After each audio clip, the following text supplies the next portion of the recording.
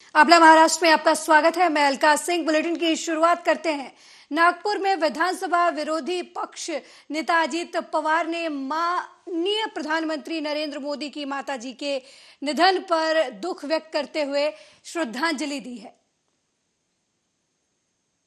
8 अतिशय दुःखद अशा प्रकारची आजचा दिवस उजाडला। देशाचे पंतप्रधान नरेंद्र मोदी साहेबांच्या मातोश्री यांचं पहाटे दुःखद निधन झाल्याची बातमी कानावर आली।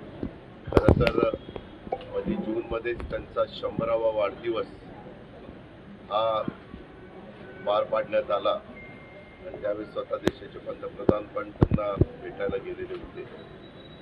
जरी देशाचा एवढा मोठा कारभार सांभाळत असताना त्याच्यातनं वेळ काढून मधून आईंना भेटायला ते जायचे। सगळे आपण ते पाहत होतो आणि आज त्याच आईंचं दुःखद निधन झालंय।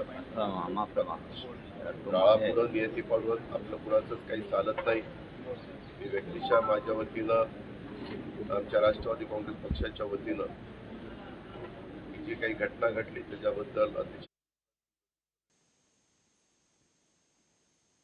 अगली खबर भी नागपुर से है, जहां मंत्री सुधीर मुनगंटीवार ने हीराबेन निधन पर शोक व्यक्त किया है। उन्होंने कहा कि मां हमारी गाइड थी। मां ने प्रधानमंत्री नरेंद्र मोदी को आकार देने और उन्हें मन में बिठाने में अहम भूमिका निभाई है। हीराबेन ने ये बेशकीमती हीरा देश को दिया है और 100 साल पूरे होने पर वो भगवान के चरणों में विलीन हो गई। सर्वात मोठा दुःख देणारी वेदना देणारी घटना असते। आपल्या मराठी कवीनीच म्हटलं की स्वामी तिन्ही जगाचा आई विना भिकार। आई आपली गुरु आहे, आई आपली मार्गदर्शक आहे।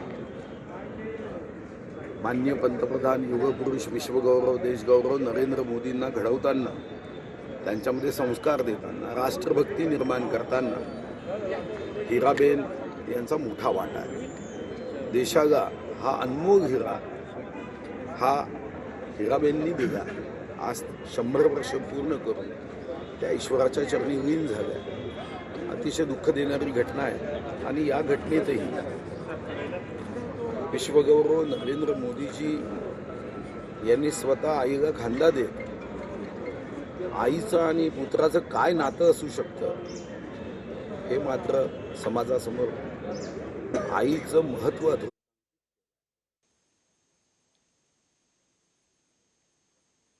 एक्ट्रेस तुनिशा की मां ने प्रेस कॉन्फ्रेंस में आरोपी सुजान पर आरोप लगाते हुए कहा कि तुनिशा ने सुजान का फोन चेक किया तो सुजान ने उसे थप्पड़ मारा। उन्होंने कहा कि तुनिशा ने मुझे बताया था कि सुजान सेट पर ड्रग्स लेता था। सेट पे गई और उसके बाद मैं रात को पैकअप हुआ, मैं घर ले आई तुनिशा को। तुनिशा थोड़ी सी परेशान थी तो मैं कहा बेटा परेशान नहीं होना, कुछ नहीं होता, तू ठीक है ना। कहती हाँ मम्मा। सुबह वो गई है सेट पे, फिर उसका मेरे को फ़ोन कब आ रहा है कुछ, हाँ उसका फ़ोन आया मेरे को कुछ, मेरे को इतना टाइम नहीं, दोपहर को आया। She is happy at that time.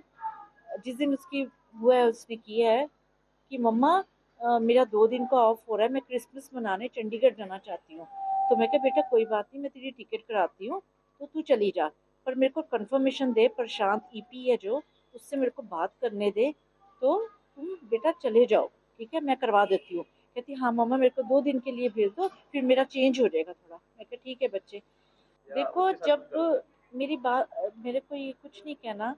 Sheezan ने जब उसको कहा कि मेरा ब्रेकअप, जब तेरे साथ मेरा कोई रिश्ता नहीं, तूने जो करना है कर बच्चे को, वो सेंसिटिव बहुत थी, वो इतनी सेंसिटिव थी, भोली थी, छोटी उम्र थी, उसकी उम्र उसकी बड़ी थी, ऐसा नहीं बोलना चाहिए। पहली बात तो ये है कि जब उसका पहली लड़की के साथ रिलेशनशिप था, उसने टनीशा के साथ रिलेशंस क्यों डेवलप किए। ड्रग्स लेता था, मेरे को टनीशा ने बताया। क्या बताया था कि मम्मा शेजान ना नशा वशा करता है सेट पे, बस इससे ज़्यादा उसने मेरे से कोई बात नहीं की। पहले की मैं सेट पे गई थी और उसके बाद मैं रात को पैकअप हुआ, मैं अगली खबर बुल्ढाना से है, जहां पर शिंदे गुट के सांसद प्रताप राव जाधव ने सवाल करते हुए कहा कि क्या उद्धव ठाकरे भविष्य में सिल्वर ओके मातोश्री 3 बनने की सोच रहे हैं। संघ हा एक कट्टर हिंदुत्ववादी विचारसरणीची संघटना आहे आणि बाळासाहेबांची शिवसेना ही सुद्धा कट्टर हिंदुत्ववादी विचारसरणीची पक्ष त्या ठिकाणी आहे आणि म्हणून समविचारी पक्षाच्या नेत्याला त्या ठिकाणी आग्रहानं त्या ठिकाणी सन्मानानं निमंत्रण दिलं असेल आणि त्या ठिकाणी आमचे नेते एकनाथराव शिंदे साहेब गेले असतील तर ते त्या ठिकाणी ताबा करायला गेलं म्हणणं हे खरं म्हणजे ते लहान मुलातल्या भांडणासारखं बालिशपणाचं एक उदाहरण आहे।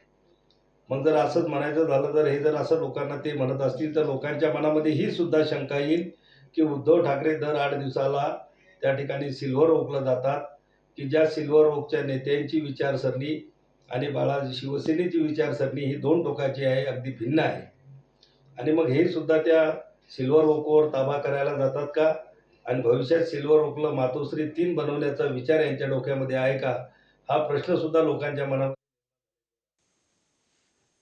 औरंगाबाद से खबर है, बता दें कि महाराष्ट्र में शिक्षक निर्वाचन क्षेत्र में चुनाव की घोषणा कर दी गई है। बता दें कि नासिक, अमरावती, औरंगाबाद, नागपुर और कोंकण डिवीजनों में चुनाव की घोषणा की गई है। वहीं उम्मीदवारी दाखिल करने की प्रक्रिया 5 जनवरी से शुरू होगी। 16 जनवरी आवेदन वापस लेने की अंतिम तिथि है। मतदान प्रक्रिया 30 जनवरी को होगी और मतगणना 2 फरवरी को होगी। डिवीजन के टीचर्स कंस्टिट्यूएंसी 2023 का चुनाव का कार्यक्रम जाहिर हुआ है। इसमें जब से प्रोग्राम अभी जाहिर हुआ है तो तब से मॉडल कोड ऑफ कंडक्ट लागू हुआ है। मॉडल कोड ऑफ कंडक्ट वही रहेगा जो बाकी विधानसभा या लोकसभा के चुनाव में रहता है। इसका प्रोग्राम इस तरह है कि नोटिफिकेशन इश्यू करना है तो 5 जनवरी 2023 को। नॉमिनेशन का लास्ट डेट है 12 जनवरी 2023। नॉमिनेशन की स्क्रूटनी 13 जनवरी 2023 को होगी।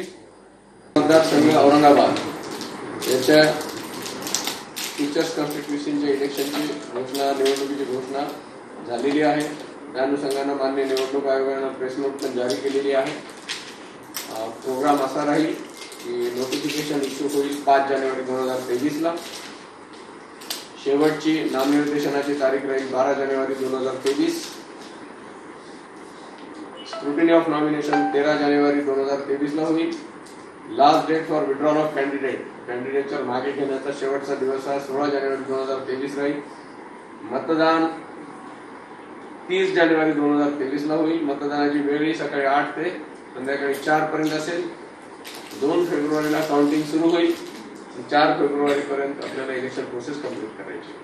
अशा प्रकारे मग हे जाहीर झालेलं आहे आणि इलेक्शन जाहीर झालेलं असल्यामुळे। अगली खबर औरंगाबाद से है, जहां मकर संक्रांति पर नायलॉन, मांझा और प्लास्टिक की पतंगों के खिलाफ अभियान चलाया गया है। दरअसल मकर संक्रांति के अवसर पर औरंगाबाद शहरों में पतंगबाजी का व्यापक रूप से उपयोग किया जाता है। इससे पक्षियों, सिविल चालकों और अन्य लोगों के चोटिल होने से दुर्घटनाएं भी हुई हैं और जान माल के नुकसान के चलते इस मांझे पर प्रतिबंध के बावजूद इसे बेचा जा रहा है। इसके खिलाफ प्रशासन ने अभियान शुरू कर दिया है। आज क्रांती चौकामध्ये नायलॉन मांजा विरोधी अभियानांतर्गत प्रतिकात्मक नायलॉन मांजा आणि प्लॅस्टिकच्या पतंगाची आम्ही होळी करणार आहोत आणि यासाठी आम्हाला सहकार्य लाभत आहे महानगरपालिका, पोलीस प्रशासन आणि इतर सेवाभावी संस्था पण याच्यामध्ये सहभागी आहेत। आणि आमचा उद्देश असा आहे की मकर संक्रांतीच्या निमित्त शहरामध्ये मोठ्या प्रमाणात पतंगबाजी होते।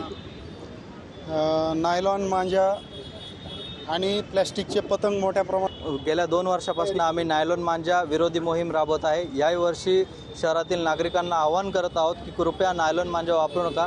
नायलॉन मांजा वापरल्यामुळे पथचालक व वाहनधारकांना त्रास होतो व लहान मुलांना इजा होते। त्याचप्रमाणे जे आकाशात उडणारे मुके पक्षी ज्यांना सांगता येत नाही, बोलता येत नाही, असे पक्षी फार नष्ट होत चालले आहेत. त्यांना त्या नायलॉन मांजामुळे इजा पोहोचत आहे व ते मृत्युमुखी होत आहे. मी सगळ्या शहरातील नागरिकांना आवाहन करतो की कृपया नायलॉन मांजा वापरू नका. महानगरपालिका पशुसंवर्धन विभागांतर्गत नायलॉन मांजा संबंधी जनजागृती करिता व तसेच लोकांना कुठं मांजर वापरत असताना मिळून आलाच त्यांचा महानगरपालिकेचा एक नंबर हे आज या बॅनरवर सोबत लावलेला आहे, ज्यामध्ये ते त्या संबंधित नागरिक त्या तक्रार नोंदवू शकतात आणि ते 24 तास महानगरपालिकेमध्ये तिथं टोल फ्री नंबर ठेवलेला आहे.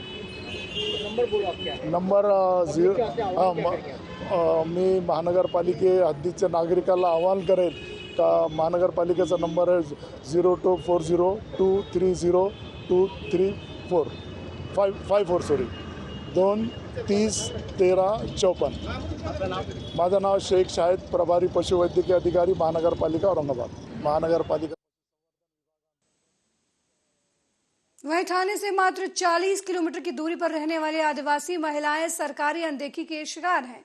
भिंडवे तालुका के खोनी ग्राम पंचायत के अंतर्गत आने वाले आदिवासी गांव दाभाड़ पाड़ा में रहने वाली महिलाओं को पिछले कई महीनों से पानी के लिए भटकना पड़ रहा है. ग्राम पंचायत द्वारा बोरिंग और नल कनेक्शन के लिए दिए गए हैं, लेकिन उनमें पानी न आने की वजह से महिलाओं को काम छोड़कर दूर दराज के कारखानों से पानी लाने के लिए 3 किलोमीटर तक का सफर तय करना पड़ रहा है, जिसकी वजह से उनका कई घंटा पानी की तलाश में बर्बाद हो जाता है.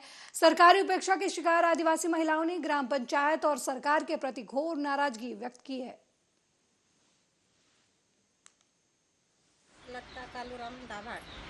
काय त्रास होतो तुम्हाला पाण्यासाठी? पाण्यासाठी बराच त्रास काय होतो. 3 महिने पाणीने आम्हाला जाम त्रास होतो. लांब जाल मीठपाड्यामध्ये जातात पाण्याला, तर हांडे आमच्या लोटून देतात, पाण्याला ढकलून देतात.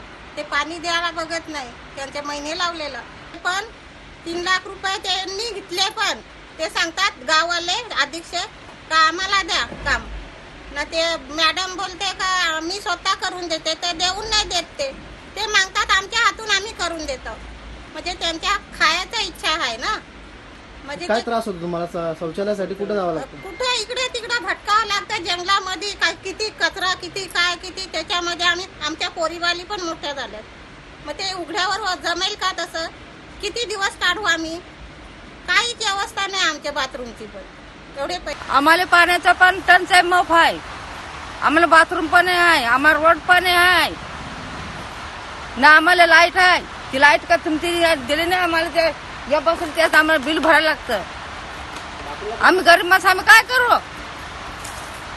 नाही घरकुला नाही फरकुला आम्हाला. मौजूदा आधुनिक युग में हर जगह मोबाइल, टेलीफोन और कंप्यूटर का इस्तेमाल बढ़ गया है.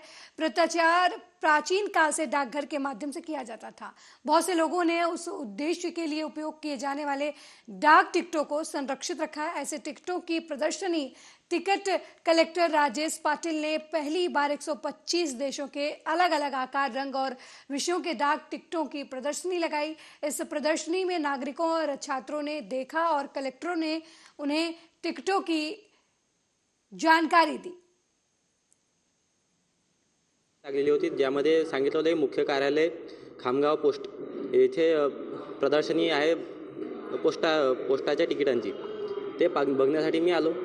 इथे जवळजवळ 125 देशांचे जे डाक तिकीट आहे त्यांची प्रदर्शनी आहे आणि मला खूप आनंद झाला. पाटील सर जे आहे त्यांची प्रदर्शनी आहे आणि त्यांनी सुद्धा थोडीफार माहिती सांगितली त्याच्याबद्दल. आणि मला सुद्धा फिलाटेलीचे जे स्टॅम्प्स असतात ते कलेक्ट करायचा छंद आहे, म्हणून मी इथे आलो. खूप आनंद झाला आणि हे एवढे मोठे स्टॅम्प्स पाहून. आणि त्यानंतर आज खामगाव पोस्ट ऑफिसने या ठिकाणी तिकिटांचं प्रदर्शन भरवलेलं आहे. त्या ठिकाणी या प्रदर्शनाचं उद्घाटन माझ्या हस्ते झालेलं आहे आणि माझे शेजारी, माझे मित्र प्राध्यापक राजेश पाटील यांच्याकडे 225 देशाहून अधिक देशाचे तिकीटं त्यांनी आपल्याकडे संग्रहित केलेले आहे. यामध्ये भारत देशातील स्वातंत्र्याच्या अगोदरचे विविध प्रांत अस्तित्वात असताना, विविध राजे महाराजे असताना त्यांनी जे तिकीटं काढलेले आहे त्यासह आजपर्यंत विविध तिकिटांचा त्यांच्याकडे प्रचंड असा संग्रह आहे. मी राजेश पाटील, इंग्रजी शिक्षक, सरस्वती ज्युनियर कॉलेज पारस. एक शिकवत असताना माझा जो लहानपणचा हा संग्रह होता, खास करून पोस्टेज स्टॅम्प, नाणी आणि नोटांचा आणि माचिसचा, तो शिकवण्यामध्ये एक लर्निंग रिसोर्स म्हणून फार उपयोगी पडला. हळूहळू हे वाढत गेलं आणि मुलांमध्ये त्याचा इंटरेस्ट निर्माण झालाच झाला, परंतु त्यात माझाही इंटरेस्ट खूप वाढत गेला. नंतर मग ही नाणी, पोस्टेज स्टॅम्प मी खरेदी करायला सुरुवात केली. आज या ठिकाणी प्रदर्शनीमध्ये जवळपास 225 देशाची माझी जी स्टॅम्प्स आहेत, त्याच्यापैकी 115 देशाचे स्टॅम्प्स या ठिकाणी प्रदर्शनीमध्ये मांडलेले आहेत. हे स्टॅम्प्स अतिशय ॲक्युरेट असतात. एक लर्निंग रिसोर्स म्हणून, ऑथेंटिक लर्निंग रिसोर्स म्हणून याचा खूप चांगला वापर होऊ शकतो आणि सगळ्यात महत्त्वाचं म्हणजे मुलांमध्ये इंटरेस्टसुद्धा याद्वारे क्रिएट केला जाऊ शकतो आणि मुलांमध्ये छंदाची वृत्तीसुद्धा लागू शकते. दिवसेंदिवस आज हळूहळू ह्या जुन्या गोष्टी मागे पडत आहेत, चांगल्या गोष्टी सुटत आहेत. कुठंतरी त्याची जोपासना व्हावी, मुलांपर्यंत, शिक्षकांपर्यंत हा संदेश पोहोचावा, म्हणून या ठिकाणी या स्टॅम्प प्रदर्शनीचं. अगली खबर जलगांव से है, जहां फसल नहीं उगने पर किसान ने कृषि केंद्र के खिलाफ शिकायत की है. दरअसल मक्के की फसल की बुआई के 22 दिन बाद फसल नहीं बढ़ने पर पचोरा तालुका के खेड़गांव के किसान शंकर धामले ने पचोरा तालुका के कृषि अधिकारियों को फर्जी बीज देने वाले कृषि केंद्र के मालिक के खिलाफ कार्रवाई की मांग की है. ये सासगाव शिवार गट नंबर 244 मध्ये 1 हेक्टर 57 जमीन आहे. मी संजय कृषी केंद्र पाचोरा येथून सयाजी मक्का 10-14-7-12-2022 रोजी खरेदी केला होता. त्या 2 बॅगा खरेदी केल्या होत्या. त्यानंतर मी 9-12-2022 रोजी माझ्या शेतात लावल्या. त्यानंतर तो मक्का पातळ उगला. तुम्ही त्याच्याकडे गेलो असता त्याने 22-12-2022 रोजी गेलो. त्याने त्या दिवशी मला मारहाण केली. त्यानंतर मी पाचोरा पोलीस स्टेशनमध्ये कंप्लेंट दाखल केली आहे आणि हा 10-14 मक्का सयाजी हा महाराष्ट्रातून घेतलेला नसून त्यानं दुसऱ्या राज्यातून आणलेला आहे. तसं मला त्या यांनी सांगितले आहे 10-14च्या मार्केटिंग करणाऱ्या मुलांनी, आणि तो आजपर्यंत 30% सुद्धा उगला नाही. ते बोगस बियाणं मला माती मारण्यात आला आहे. त्याची 18-12-2022 एक्सपायरी डेट होती. तो खरीपाचा मक्का रब्बीमध्ये त्याने विक्री केलेली आहे. वहीं नांदेड़ जिले के नए गांव के एक युवक द्वारा स्थापित उड़ान नर्सरी कृषि में अपने पिता के अनुभव का लाभ उठाते हुए अपने पैरों पर खड़ा है और कई किस्मों के पौधे बेचता है. इस नर्सरी में कई जरूरतमंद महिलाओं को काम करने का अवसर भी मिला है. यहाँ रोजाना 10 से 15 महिलाओं को काम मिलता है. खुद को रोजगार भी उपलब्ध हो गया है और बगीचे का काम भी नर्सरी मालिक ही करता है. नौकरी की तलाश करने के बजाय उसने सड़क के बगल में एक खेत किराए पर लिया और अपने पिता और भाई के अनुभव का लाभ उठाते हुए अपने पैरों पर खड़ा हुआ और एक बगीचे की नर्सरी स्थापित की. स्वतः बनवत आहे मी, त्याच्यामुळं कमी रेटमध्ये देण्यासाठी कस्टमरला देऊ शकता आम्ही. त्याच्यामुळं कस्टमर पण खुश आहेत. घेणारे गिराईक आपले जवळपास नांदेड, हैदराबाद असे निजाममधून हवे असल्यामुळं भरपूर जागून लांब येऊन घेऊन चलेत झाडं. आणि मी गार्डनचे पण कामं चालू आहेत. गार्डन पण भरपूर जागी केलेलं आहे, एकदम स्वस्त कमी रेटमध्ये चांगल्या एकदम उत्कृष्ट क्वालिटीचं बनवून देत आहे गार्डन. आपल्याकडे लॉन वगैरे टोटल गार्डनला जे काही लागणारे व्हरायटी जवळपास 300-400 व्हरायटी आहेत आपल्याकडे. स्वतः बनवत आहे मी. त्याच्यामुळे ये वाला मनमाड हाईवे पर साई भक्तों को अंकई शिवारा ले जा रही एक टाटा मैजिक कार में आग लग गई और कार इस आग में जल गई. इस दुर्घटना में भी कोई हताहत नहीं हुआ है. राहत की बात यह है, आप टीवी स्क्रीन पर देख सकते हैं कि किस तरीके से वैन जो है वो धू कर जल रही है. लेकिन राहत की बात यह है कि इस दुर्घटना में कोई हताहत नहीं हुआ है.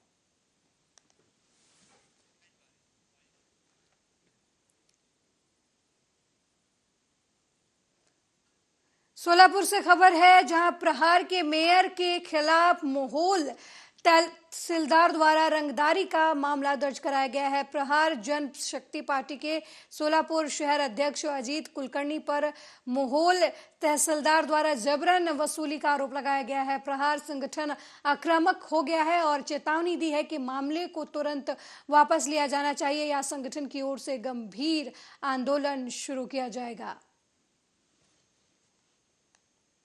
समीर शेख, संपर्क प्रमुख प्रहार जनशक्ती पक्ष। आपण बघितलं की 23/12/2022 रोजी मोहोळ पोलीस ठाणे येथे प्रहारचे तालुका प्रमुख वैभव जावळे यांना तहसील कार्यालयामध्ये पत्र देण्यासाठी बोलावलं गेलं आणि त्या ठिकाणी पोलिसांना बोलावून त्या ठिकाणी वैभव जावळे यांनी पैशाची मागणी केली आहे म्हणून त्या ठिकाणी त्याला पोलिसांमार्फत पकडण्यात आलं आणि संबंधित तहसीलदार मोहोळचे यांनी त्याच्या विरोधात फिर्याद दिली आणि त्या फिर्यादीमध्ये 353, 384, 387, 500, 504, 34 प्रमाणे फिर्याद दिली आणि त्या फिर्यादीमध्ये अजित कुलकर्णी जे आमचे शहर प्रमुख आहेत त्यांचंही नाव त्या ठिकाणी घालण्यात आलं। त्या दिवशी अजित कुलकर्णी सकाळी 9 वाजेपासून ते 7 वाजेपर्यंत 6:30 वाजेपर्यंत त्यांच्या शेतात मुस्ती या ठिकाणी होते। सदरच्या मोहोळच्या तहसीलला ते गेले नाही आणि त्यांनी कधीच पैशाची मागणी केली नाही, परंतु तहसील कार्यालयात होणारा भ्रष्टाचार, बेकायदेशीर कामं, खडी उत्खनन, वाळू तस्करी हे रोखण्याचे काम तिथले पदाधिकारी करत होते आणि त्याची वारंवार सूचना शहराच्या पदाधिकाऱ्यांना, जिल्ह्याच्या पदाधिकाऱ्यांना वैभव जावळे आणि त्यांच्या सहकार्याकडून दिलं जात होतं आणि आता मात्र आपले पितळ उघडं होईल यासाठी ज्यांना संबंधित तहसीलदार बेडसे यांनी अजित कुलकर्णी यांच्यावर खोटा गुन्हा दाखल केला आहे। अजित कुलकर्णी यांनी वहीं बुल्ढाना में अब रोजगार गारंटी योजना के मजदूरों की ऐप के माध्यम से ऑनलाइन उपस्थिति जरूरी होगी। रोजगार गारंटी योजना के तहत 20 सालों से कम उम्र के मजदूरों की हाजिरी अब मोबाइल ऐप से ली जाएगी। ये हाजिरी रोजगार सेवक के माध्यम से दिन में 2 बार ली जाएगी। इससे कागज पर फर्जी हाजिरी पर रोक लगेगी। सभी राज्यों और केंद्र शासित प्रदेशों के मनरेगा आयुक्तों को इस संबंध में सूचित कर दिया गया है। केंद्र ने नए साल के मौके पर यानी 1 जनवरी 2023 से इस फैसले को लागू करने के आदेश जारी कर दिए हैं। केंद्र शासनाचे आदेश दिनांक 23 डिसेंबर 2022 नुसार यापूर्वी सार्वजनिक जी कामं व्हायची ज्या कामामध्ये 20 पेक्षा जास्त मजूर आहेत त्या कामावरील मजुराची नोंदणी या ॲपद्वारे, ॲपचं नाव आहे NMMS, या ॲपद्वारे नोंदणी व्हायची। परंतु 23 डिसेंबर 2022च्या पत्रानुसार केंद्र शासनाने व 28/12/2022च्या पत्रानुसार राज्य शासनाने यापुढे असे निर्देश दिलेले आहेत की यापुढे सार्वजनिक मनरेगा अंतर्गत जे काही सार्वजनिक कामं होणार आहे। ठाणे से एक चौंकाने वाली घटना सामने आई है। एक महिला पुलिस अधिकारी का पति ठाणे में दोपहिया चोरी के मामलों में सह आरोपी है। ठाणे के वर्तक नगर थाने में दोपहिया पुलिस अधिकारियों की मारपीट की घटनाओं में इजाफा हुआ है। पुलिस जब चोरी किए दोपहिया वाहन की तलाश कर रही थी तभी बाइक सवार आरोपी को हिरासत में लिया गया। उसके बाद जब उससे पूछताछ की गई तो हैरान कर देने वाली घटना का खुलासा हुआ। बातमीदारामार्फतच आणि आमचा वॉच आणि नेहमीची जी पेट्रोलिंग असते त्यामध्ये विशिष्ट स्थळ, विशिष्ट विशिष्ट लोकांचा वावर अशा ठिकाणी होतं। ती जी स्लॉट्स असतात ती आमच्या जे अंमलदार असतात, बीट मार्शल असतात किंवा DVचे अधिकारी वगैरे असतील यांच्या नजरेत ते भरलेले असतात आणि त्यामुळे एक योग्य वेळ येण्याची वाट बघत असतो आणि ती योग्य वेळ आली की अशा स्वरूपाचे गुन्हे उघडकीस येतात। असं समजतंय नेमकं काय प्रकार आहे? नाही, ती वस्तुस्थिती आहे। सोलापुर में एक बुजुर्ग इस्मा ने नग्न होकर भू अभिलेख कार्यालय के सामने विरोध प्रदर्शन किया। रोष व्यक्त करते हुए बताया गया कि कपड़े उतारकर ही सरकारी काम होता है। संबंधित वृद्ध का नाम कुमार नामदेव मोरे बताया जा रहा है। कुमार नामदेव मोरे माझं नाव आहे। कुठनं आला तुम्ही? सिंगडगाववरून आलो। काय तुमची समस्या होती इथं? माझ्या शेताला आमची भावकी रस्ता देत नाही, एक गटातली जमीन आहे। तहसीलदारकडे सगळं नोंदवलोय मी। मग तहसीलदारकडनं मला ही पावती मिळाली, ते पावती घेऊन इथं आलो या ऑफिसला। त्यांनी नोंद करून घेतलं, मग त्या तारखेप्रमाणे मी इथं हजर झालो, पण मला काय तर किंमत द्यायला तयार नाही। 1 तास बसलो मी, मला चक्कर यायला लागले। त्यांनी तिकडच जे सूटबूटवाले येते त्यांचे कामं करते मी काय केलो, मग माझं बी काम करायला पाहिजे ना. त्याने काम करायलाच तयार नाही. म्हणून मी काय म्हणलो, मी नग्न आंदोलन करतो इथं. वेळ पडली तर वर्षा बंगल्यावर जातो मी मुंबईला. हां, एकनाथ शिंदे देवेंद्र फडणवीसला जाऊन भेटतो. माझं तुमचं काम झालं का? अजून आत्ता तयार करून दिलेत नकाशा. कपडे काढल्यावर नकाशा तयार होतोय या सोलापूरच्या ऑफिसला. हा, म्हणजे एवढे निर्लज्ज ऑफिस झालंय हे. ह्याला काय कळत नाही, माणसं समजत नाही याला. फक्त याला नोटा पाहिजे, नोटा. नोटा दिले की तुमचं काम गपचूप 4 खोलीच्या आतमध्ये. आम्ही नोटा. इस बुलेटिन में मेरे साथ फिलहाल इतना ही। देश दुनिया की तमाम खबरों को देखने के लिए देखते रहिए आर्या न्यूज। नमस्कार।